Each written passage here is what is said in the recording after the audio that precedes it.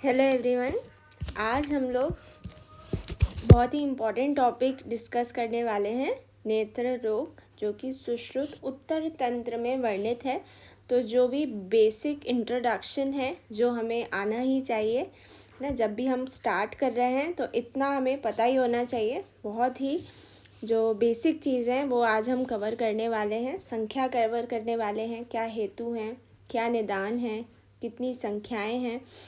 तो ये जो पार्ट रहेगा ये पार्ट 1 रहेगा और इसमें सिर्फ हम बेसिक चीज़ें कवर करेंगे और जो नेत्र रोगों की संख्या है, चिकित्सा है, वो मैं नेक्स्ट वीडियो में कवर करूँगी। तो सबसे पहले जो सुश्रुत उत्तर तंत्र है, हमें पता है सेकंड बुक है, नागार्जुन द्वारा रचित है और उसमें शालाक्य का वर्णन हम लोग पढ़ते हैं। 4th ईयर में सब्जेक्ट होता है शालाक्य तंत्र।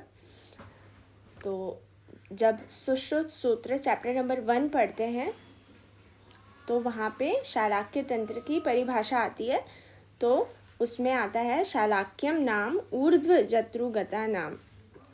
जत्रु के ऊर्ध्व रोगों के बारे में हम शालाक्य तंत्र में पढ़ते हैं, है ना। श्रवण, नयन, बदन, घ्राण आदि संश्रिता नाम व्याधि नाम उपशमनार्थम शलाका यंत्र प्रणिधानार्थम च। ठीक है, तो यहाँ पे श्रवण, नयन, बदन, बदन मतलब मुख होता है, और घ्राण आदि संश्रिता नाम, तो इन सारी चीज़ों के बारे में हम लोग पढ़ेंगे। घ्राण मतलब नासिका होता है, श्रवण कान होता है, नयन नेत्र होते हैं। ठीक है, अब अष्टांग हृदय ने जो ये शालाक्य तंत्र है इसको ऊर्ध्वांग नाम से बताया हुआ है। यही आचार्य ने भी लिखा हुआ है, सुश्रुत ने अपनी बुक में लिखा हुआ है 1st चैप्टर में। अब हम लोग आगे बढ़ते हैं। जब हम मॉडर्न से इसको कोरिलेट करते हैं तो इसमें 3 डिवीजन होते हैं शालाक्य तंत्र में। एक तो ईयर, नोज, थ्रोट पहला हो गया, और सेकंड होता है ऑप्थेल्मोलॉजी, और थर्ड होता है डेंटिस्ट्री, आँख विभाग, दंत विभाग, और ईयर, नोज, थ्रोट, ENT। ठीक है, अब हम लोग थोड़ा अब मेन टॉपिक पे चलते हैं जहाँ से क्वेश्चन आते हैं। संख्याएं इम्पॉर्टेंट है। ठीक है, तो यहाँ पे सबसे पहले सुश्रुत और योग रत्नाकर के अनुसार जो संख्या है वो 76 है। 76 ये याद रखना है, 76। ठीक है, माधव और भाव प्रकाश अनुसार 78। तो इन्होंने 2 ज़्यादा मान लिए हैं, तो उन्होंने बोला अरे मेरे भाई हैं, कोई बात नहीं,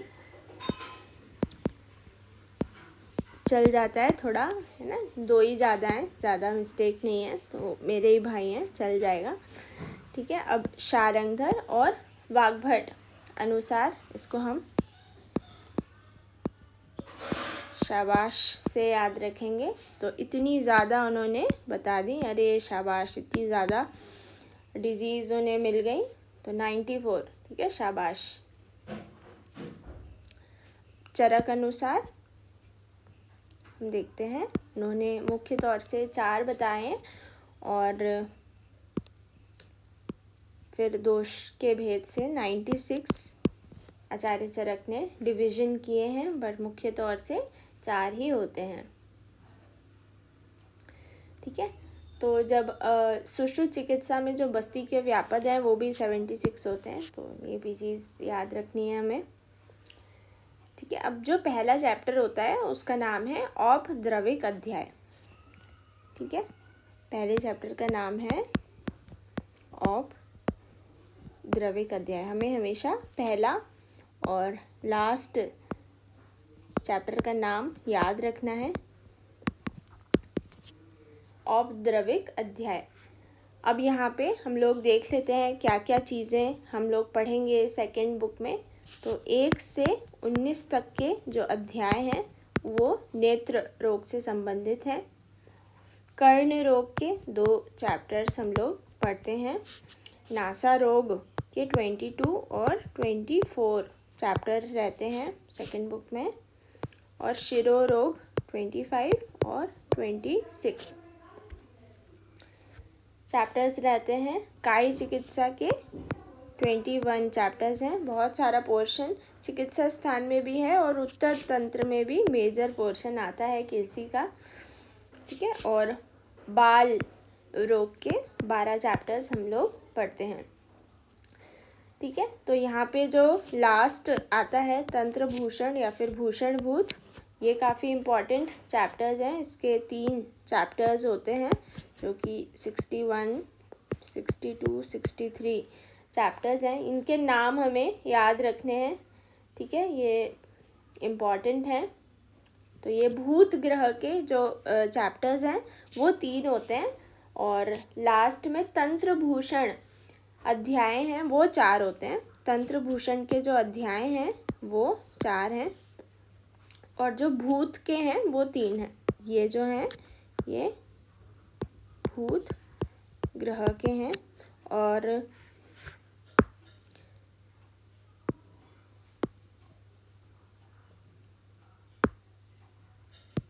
ये जो तंत्र भूषण के अध्याय हैं वो 4 होते हैं। अभी हम उसको ट्रिक के फॉर्म में याद करेंगे। STDR ना, RSTD, R से हम इसे रश याद रख सकते हैं।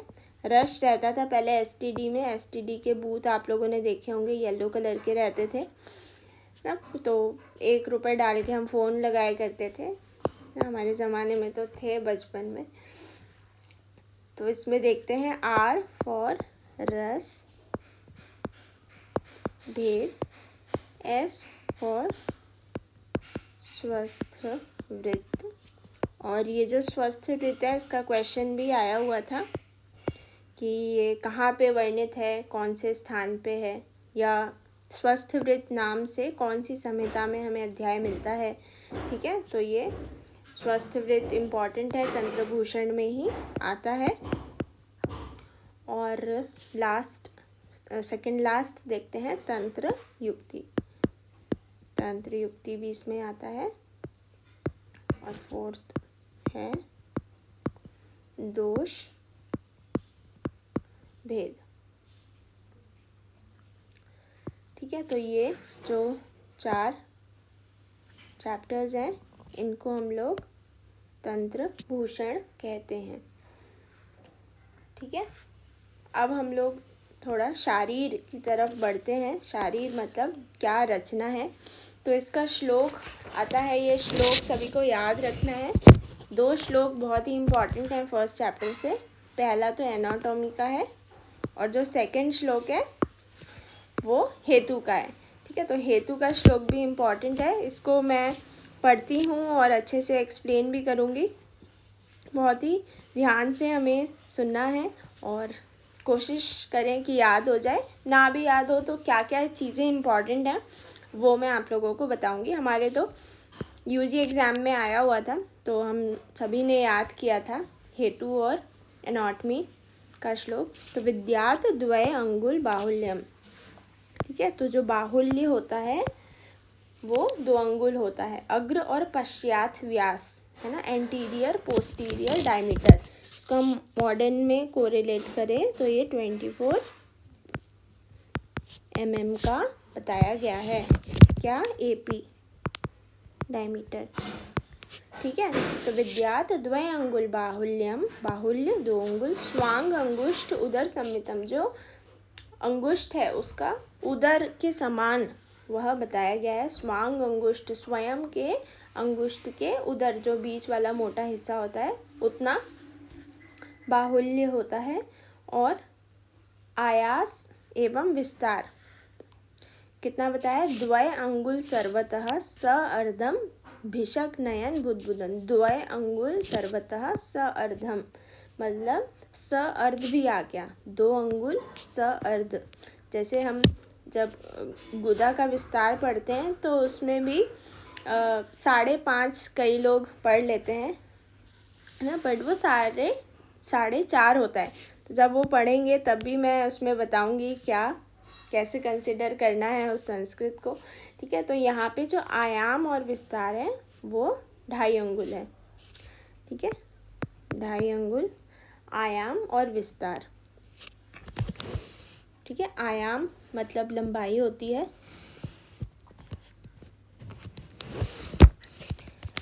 आगे मैं श्लोक लिख देती हूँ।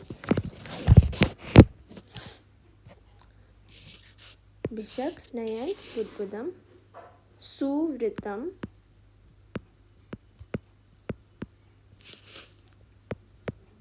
ये इम्पॉर्टेंट है। गोस्तना कारम सर्वभूत गुणोत भवम, मतलब जो 5 महाभूत हैं उनसे निर्मित हमारा नेत्र गोलक होता है और गोस्तन आकार का होता है। सुवृत्त मतलब अच्छा गोल होता है। अब कौन कौन से इसमें महाभूत हैं? पलम, अभी मैं सिर्फ संस्कृत में लिख रही हूँ, मैं हिंदी में भी अच्छे से समझाऊंगी। पलम, भूवो, पल मतलब जो भी मांसल प्रदेश है ना, मस्कुलर पार्ट है, वो भूवो मतलब पृथ्वी से निर्मित होता है। अग्नि तो रक्तम, ठीक है। नेक्स्ट, पलम भूवो अग्नि तो रक्तम मतलब पित्त रूप रक्त वर्ण का जो भी भाग है वो अग्नि से बनता है। मतलब जो भी वेस्कुलर ब्लड सप्लाई जो भी हो रही है वो सब अग्नि महाभूत की देन है। नेक्स्ट, वातात कृष्णम सितम जलात। वात, वात हमें सभी को पता है, कृष्ण इसका कलर होता है। तो जो कृष्ण भाग है, जो हमारी कॉर्निया है, वो वात से निर्मित है। और सितम जलात, जो भी श्वेत भाग है, सित मतलब वाइट है, जो भी हमें स्क्लेरल पार्ट दिख रहा है वो सारा जल महाभूत से निर्मित है, ठीक है। लास्ट लाइन बचती है, आकाशात अश्रु मार्गस्य। जो हमारे टीयर ग्लैंड्स हैं, अश्रु मार्ग है, वो खाली स्थान है ना, में अश्रु निर्मित हो रहे हैं, तो वो आकाश से कोरिलेट हम लोग करेंगे, लेक्राइमल पैसेज, ठीक है। फिर जायन्ते नेत्र बुद्धे, ये श्लोक है। मैं तो यही बोलूँगी कि सभी को ये याद होना चाहिए, बहुत बेसिक श्लोक है, ठीक है। तो इसको अभी हम लोग विस्तार से देख लेते हैं। यहाँ पे टेबुलर फॉर्म में देख लेते हैं। यहाँ पे मांसल भाग से कंसिडर करेंगे। 2 अंगुल बाहुल्य है, गोस्तनाकार का है, 2.5 अंगुल इसका आयाम है। आयाम और विस्तार 2.5 अंगुल मतलब लंबाई और चौड़ाई, ठीक है, लंबाई व चौड़ाई, ठीक है। इसको आयाम बोलते हैं और विस्तार इसको बोलते हैं, ठीक है। तो पृथ्वी का मांसल भाग हमने पढ़ा, इसको लिख देती हूँ मैं, ये मस्कुलर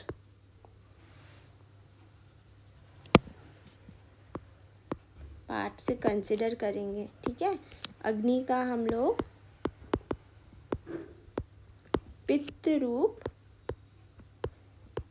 रक्त वर्ण का जो भाग है, जो रक्त है वो पित्त रूपी ही होता है, ठीक है। बहुत सिमिलर कैरेक्टर्स होते हैं पित्त और रक्त के। तो जो भी ब्लड सप्लाई है इसको हम लोग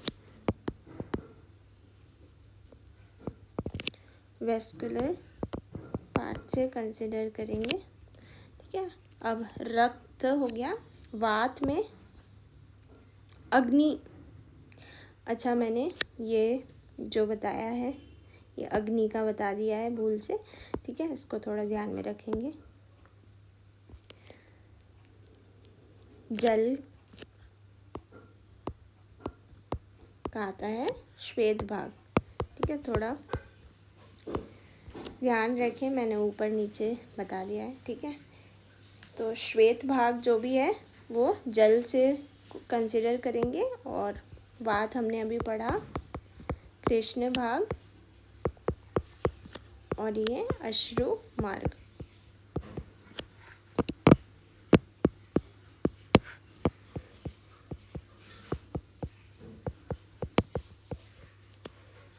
ठीक है, अश्रु मार्ग की उत्पत्ति मतलब जो भी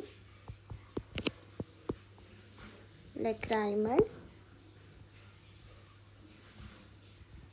पैसेज है आई का, वो सारा आकाश में जाता है।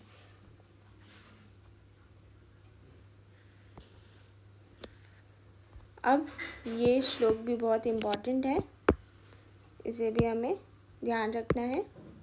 मंडलानी, मंडल, संधि और पटल कितने कितने होते हैं, ठीक है। तो मंडलानी संधिश्य पटलानी च लोचने यथाक्रम विजानीयात पंच षड षडेव च, पंच षड षडेव च। तो मंडल 5 होते हैं, संधियाँ 6 होती हैं, पटल भी 6 होते हैं। अब ये कैसे कैसे होते हैं इसको अभी हम लोग पढ़ लेते हैं। एक डायग्राम के थ्रू मैं एक्सप्लेन कर देती हूँ।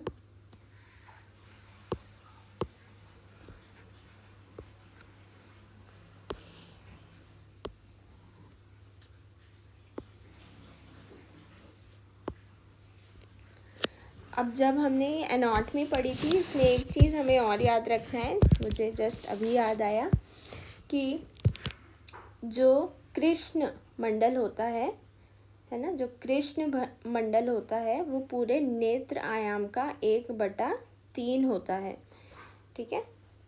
तो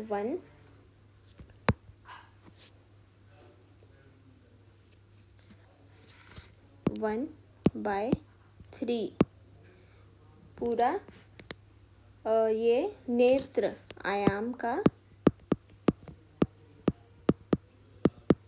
1/3 भाग कृष्ण मंडल होता है। और कृष्ण मंडल किसको कहते हैं, इसको, ठीक है। ये जो पूरा है ये कृष्ण मंडल कहलाता है। अब ये जो कृष्ण मंडल है इसके बीच में दृष्टि मंडल होता है, तो आचार्य ने इसको बोला है 1/7 पार्ट ऑफ कृष्ण मंडल। तो ये जो कृष्ण मंडल है उसका 1/7वां भाग दृष्टि मंडल होता है, ठीक है। मंडल मतलब गोल चीज़ होती है, ठीक है। तो जब हम सुश्रुत सूत्र 35 पढ़ते हैं तो वहाँ पे भी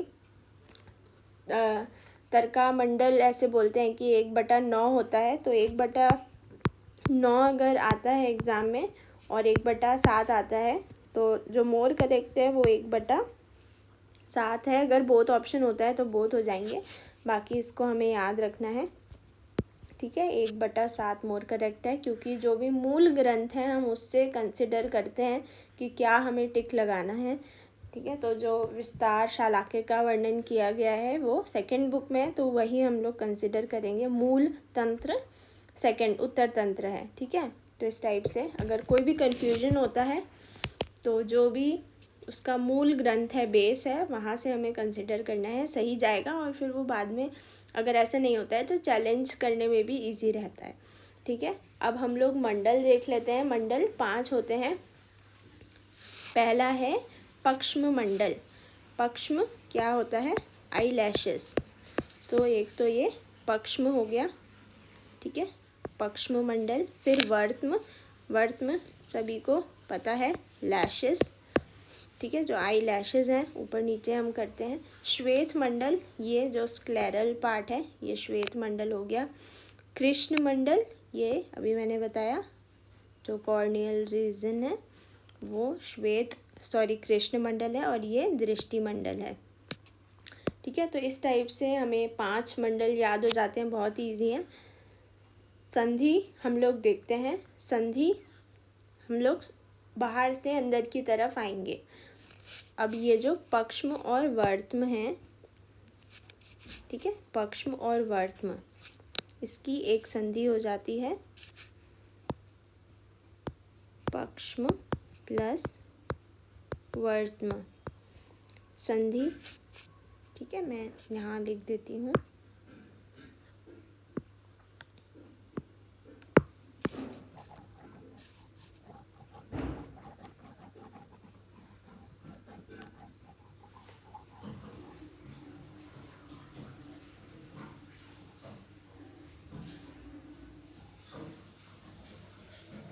तो कुल मिला के संधियाँ कितनी होती हैं?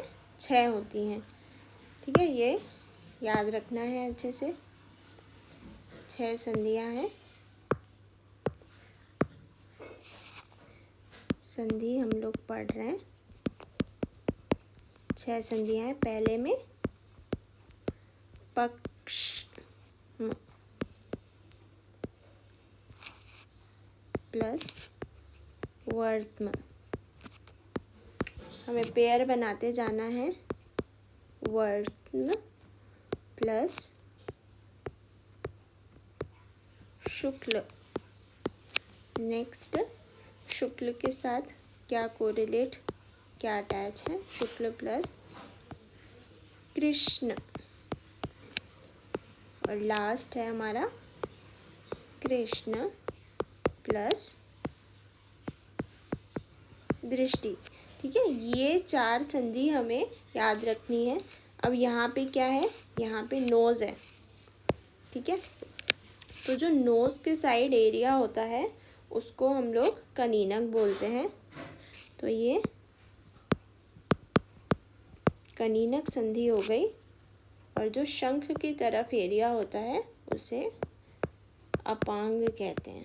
तो ये अपांग रीजन हो गया, अपांग संधि हो गई। ठीक है, तो इस टाइप से हम 6 संधियाँ, 5 और ये 6 याद रख लेते हैं। अब हम लोग देखेंगे पटल।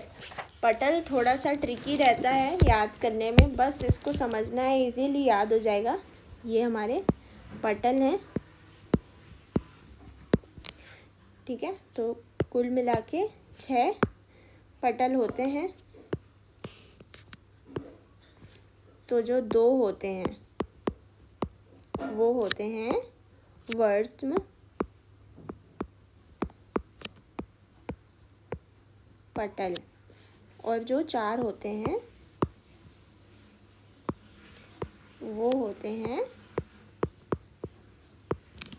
अक्षी गोलक। अक्षी गोलक में ये 4 होते हैं। ठीक है, और इनमें ही क्या होता है?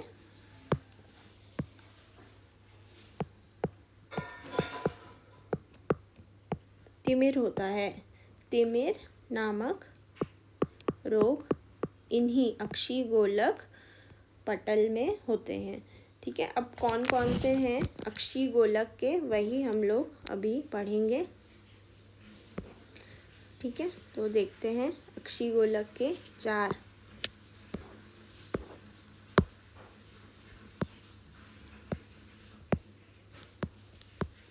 प्रथम पटल क्या है? बाह्य। और बाह्य पटल, और वो तेज और जल आश्रित है। तेज को हम अग्नि भी बोलते हैं। ठीक है, इसकी एक ट्रिक है, ट्रिक के फॉर्म में हम इसे याद करेंगे। ठीक है, अग्नि से भी हम कोरिलेट कर सकते हैं इसे। अजा, अ फॉर अग्नि, जा फॉर जल, अजा। प्रथम अजा, द्वितीय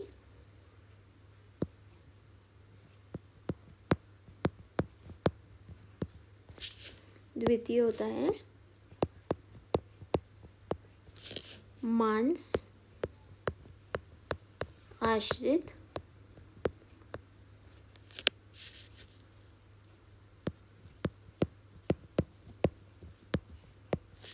तृतीय मेद आश्रित और चतुर्थ अस्थि आश्रित। तो इसकी ट्रिक मैं लिख देती हूँ, वो भी ध्यान में रखनी है।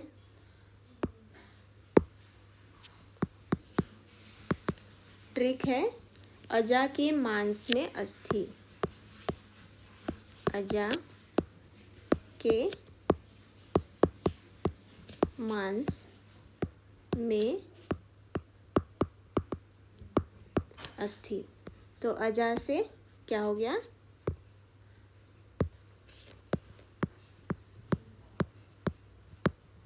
अग्नि जल, ये प्रथम हो गया। मांस से तो मांस ही आएगा द्वितीय, और में से मेद और अस्थि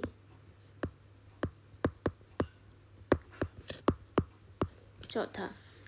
ठीक है, वैसे अगर ट्रिक से भी ना याद करें तो इजीली ये लर्न हो जाएगा ना। बस अजा याद रखें, अजा, फिर मांस, मेद और अस्थि, क्रम से ही है। रस, रक्त, मांस, मेद, अस्थि, मज्जा, शुक्र, तो ये क्रम से ही है, ऊपर नीचे भी नहीं है। तो ये बहुत इजीली लर्न हो जाएगा ना। जो स्टार्टिंग के हैं रस, रक्त, उनको स्किप करके मांस, मेद और अस्थि। तो इस टाइप से ये पूरा कोरिलेशन है ब्रॉड स्पेक्ट्रम में। इसमें थोड़ा सा डिफरेंस है, जैसे वाग्भट का मैं आप लोगों को बता देती हूँ। जो ये हमने पढ़ा था ना नेत्र का आयाम, तो नेत्र गोलक आश्रित जो 4 पटल की स्थूलता है वो दृष्टि की मोटाई का 1/5वां भाग होती है, ऐसा बोलते हैं वाग्भट। ठीक है, तो ये एक छोटी सी चीज़ याद रखना है, 1/5 भाग बोला गया है। पटलों की स्थूलता का 1/5 भाग होती है। बाकी वाग्भट का बहुत ज़्यादा इतना इम्पोर्टेंट नहीं है, सुश्रुत का ही अच्छे से याद रखना है। तो इस वीडियो में हम इतना ही करेंगे, और नेक्स्ट वीडियो में हम लोग नेत्रों की संख्या, नेत्र रोगों की संख्या, वात, पित्त, कफ, रक्तज, सन्निपातज, क्या साध्यता है वो भी पढ़ेंगे और चिकित्सा भी पढ़ेंगे। ऑल राइट, अगर किसी को कोई डाउट है तो कमेंट सेक्शन में पूछ सकते हैं। That's it for today.